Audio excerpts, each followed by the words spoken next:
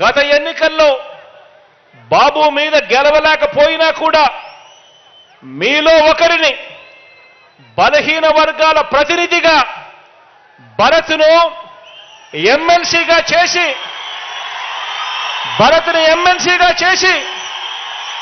బలహీన వర్గాల ప్రతినిధిగా మీలో ఒకడిని ఎమ్మెల్సీగా చేసి అతన్ని ముందు పెట్టి ఇక్కడి పేద కుటుంబాలన్నింటికీ కూడా చరిత్రలో ఎప్పుడూ జరగని విధంగా ఎన్నడూ జరగని విధంగా ప్రతి ఒక్క కుటుంబానికి మంచి చేయటం మీ జగన్ మార్క్ రాజకీయం అని చెప్పి కూడా చెప్పడానికి గర్వపడతా ఉన్నా.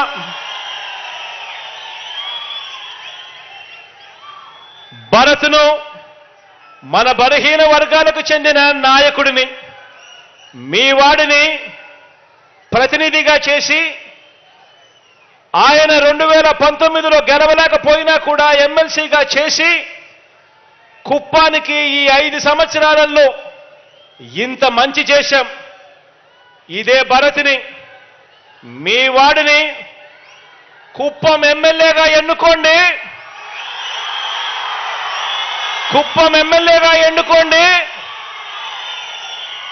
నా క్యాబినెట్లో మంత్రిగా స్థానం ఇస్తాను, నా గుండెల్లో పెట్టుకుంటాను.